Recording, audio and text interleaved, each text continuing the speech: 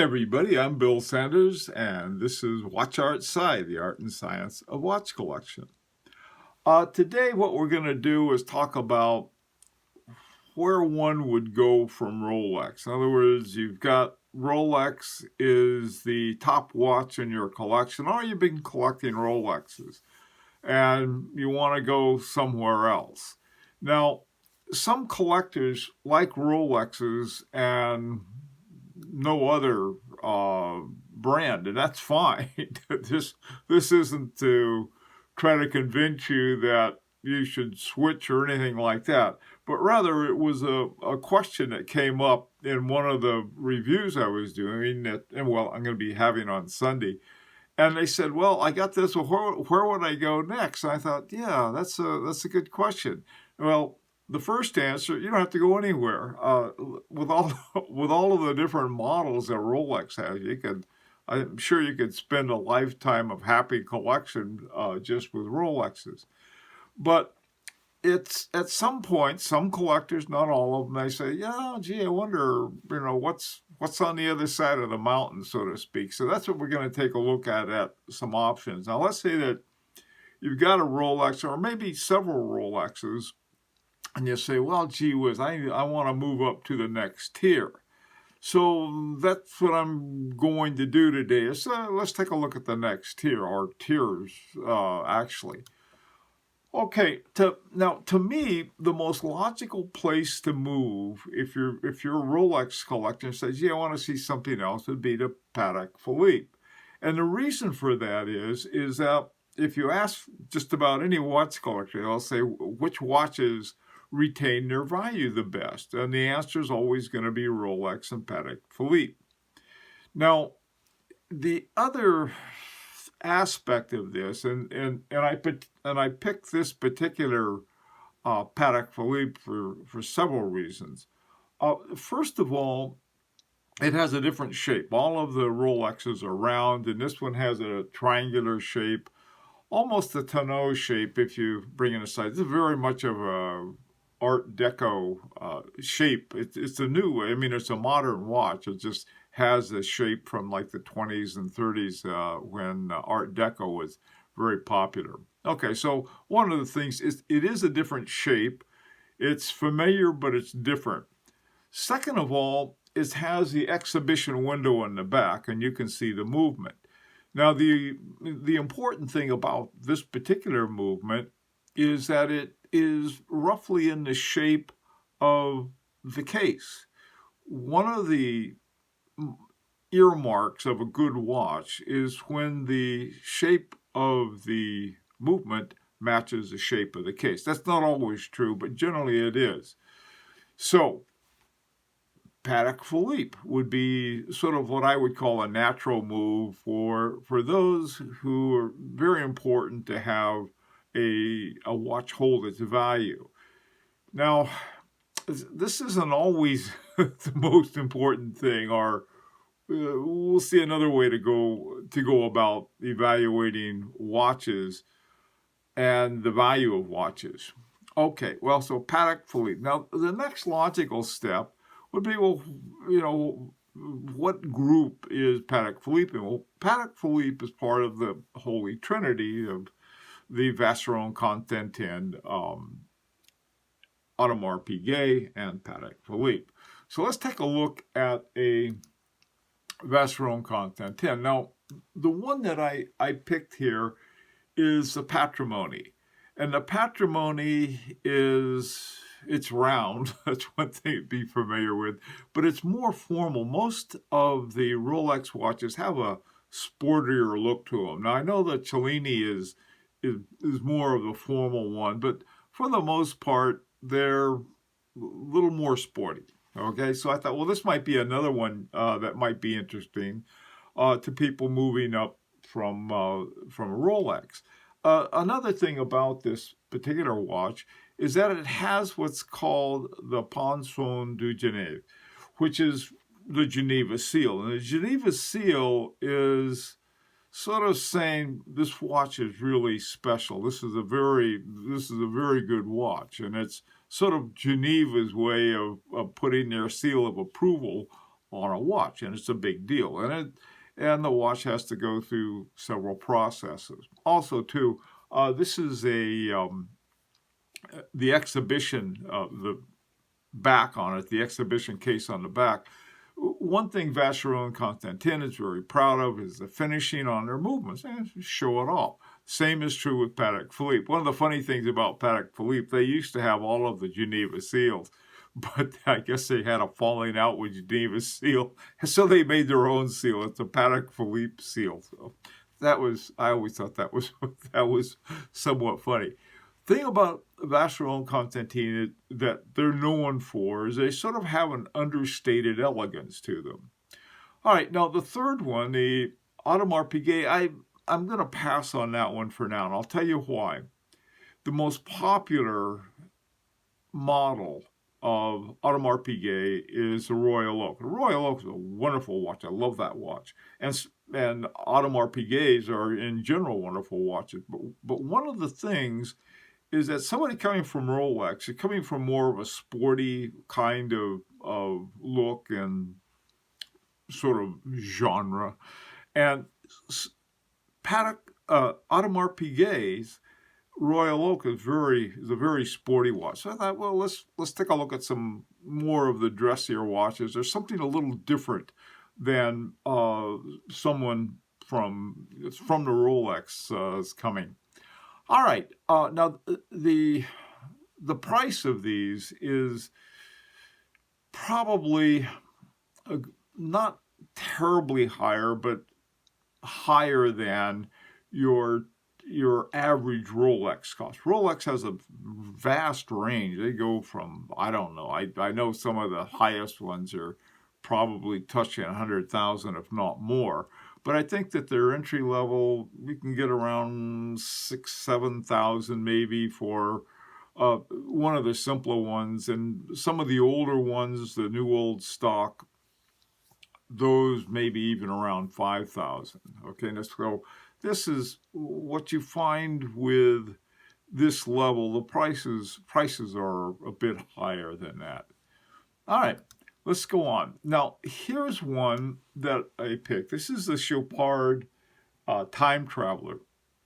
The reason I selected this one is because, much to my surprise, their Rolex, at least that I could not find a world time clock.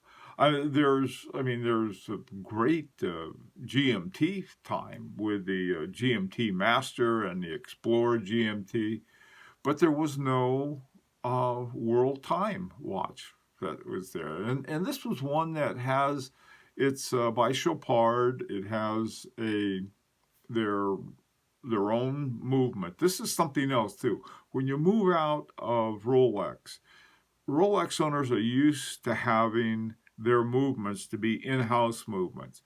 Once you move out, that's another thing you got to be careful of, because a lot of these, they'll charge you a lot for it too, is they don't have their own in-house movements. So you end up paying for a relatively expensive watch with a relatively inexpensive movement. So that's something you have to watch out for. The LUC Chopards all have in-house movements. That was why I picked it. Some of the less expensive ones don't. And so that's one of the things you need to be aware of if you're primarily coming from a Rolex background. Okay, so here's this one is $23,000, and it's a pink gold. Now, if you look at the movement here, this movement, it's not quite as decorated as you'll see in some of the other ones that we're going to look at, or you may run across. All right, so this is the Chopard Time Traveler. The reason for this one is it has a function that Rolex doesn't have, and that's your world timer. Okay, now this next one, a lot of people don't realize this is a sports watch. It started life as a sports watch, but it became sort of recognized as a dress watch, or, a dressier office watch, something like that. And this is the Jaeger-LeCoultre Reverso Dual Face. Dual Face means that it has you open it up and it has watches on different sides. And this one is a dual time watch, night and day, the light and dark. But the price is really good. Now this is a high horology company, Jaeger-LeCoultre is, but they have some great prices on entry level. So 8,300 sounds, again, to somebody who's moving from Rolex, hey, that's not bad. By the way, too, the reversal part of this, the reason it flipped over, the original one just flipped from a watch to a piece of steel on the other side, and it was for polo players in India. They had this guy loved Jaeger-LeCoultre watches. And he says, I go out and I play polo and I come back and it's all busted up. Could you help me out? So that was what the reversal is from. The dual face, this came later. All right, let's go on. This next one is another high horology, and it's something else I wanted to talk about. One way, and again, especially if you're used to Rolexes and you're not that familiar with some of these brands outside of Rolex, one of the things I've used for some years now, mainly because how do I evaluate things, was if they had won a Grand Prix award. This particular one did, the Parmigiani Toric Retrograde Hemisphere. And this one is a dual time watch as well, and it won the Grand Prix d'Horlogerie de Genève, the travel time watch. There are a bunch of different categories. That's something you might want to do, is go to gphg.org and check out the watches that won. And this is a way that you can help find some really good watches.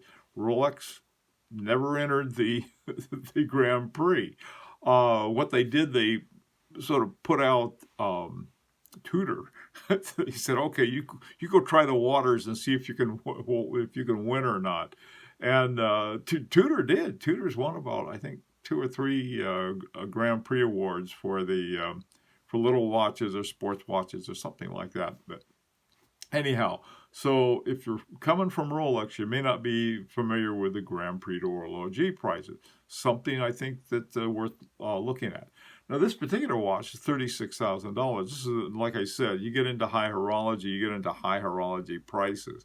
And this would be, of your more expensive Rolexes have those kinds of price tag. This one is it's sort of a pink gold case on this one. Okay, the next one, now this gets into exceptional horology. Excuse me. And by exceptional horology, they make, I think, under 900 watches a year. FP Journe has won more Grand Prix grand prizes. They have something called the Aiguille or the Golden Arm. This is what's entry level, and these are the used prices, ranging from about $22,000 to $30,000. The Chronomet Blue is one of the most popular. It has a tantalum case on it, very hard, very tough case. For a Rolex owner, this is a very sporty watch, and it's a very tough watch, and it's a very popular watch.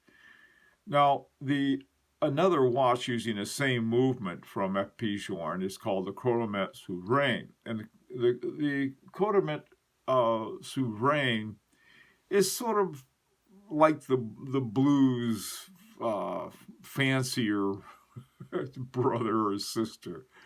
And the only difference between these, other than the cases, one's of gold and one's of tantalum, is there is a power reserve indicator on the Souverain.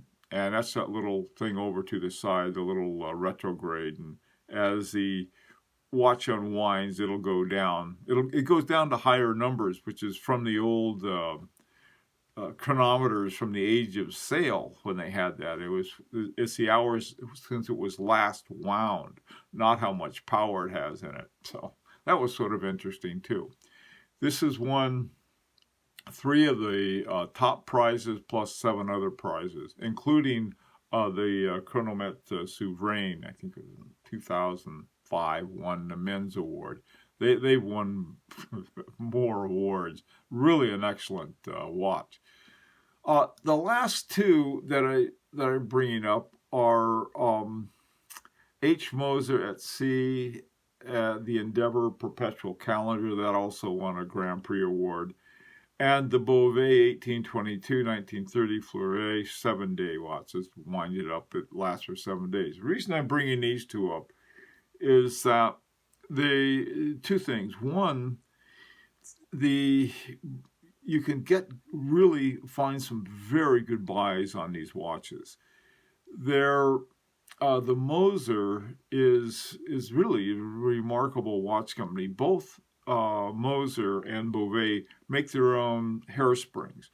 Most companies don't. All right, they don't. They'll use somebody else's. Narrowbox, I think, that's owned by Swatch. But these 2 companies do. So you end up with a really interesting movement in both of these. And so I thought, well, this might be some other ones. There are a lot of other ones that are high level, exceptional horology, and you can find them. But usually, some of the prices are just so high. There's another brand. I didn't mention the German brands, and I probably should.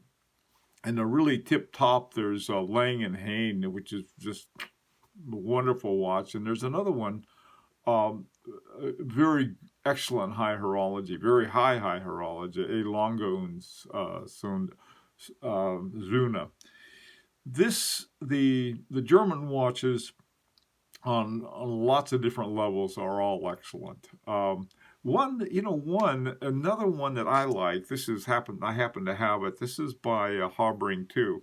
And Habring 2 won a Grand Prix for a little watch. Now, these are relatively inexpensive, but, excuse me, these are relatively inexpensive, but they're really good watches. This is sort of like one of those little hidden gems. They only make a couple hundred of these a year. They're an Austrian company, and they've won, for their size, I think they won like 3 Grand Prix awards. Really a remarkable little company. Okay, well, that is like, where do I go from Rolex? These are some answers. You can go up to, there's the extremely expensive ones. And there's some other ones that are much more modestly priced. But one of the things I think outside of Rolex is that you extend the variety of watches. Rolex has a surprisingly big variety. I mean, really a good variety of watches. But outside of it, it just expands it to lots more. Okay, well, as always, I would like to hear what your comments are and what you have to say, what you think. And another thing is that this is always an invitation to subscribe if you'd like. And then on Sunday, we'll have a collection review. And one of the questions that I had about this review is why I have this one. It was that, well, where do you go from my, I've got these Rolexes. Well, what do I do next? And so this is some of the directions that I'm going to be looking at then. Until then, this is Bill Sanders for Watch Art Side, the art and science of watch collection.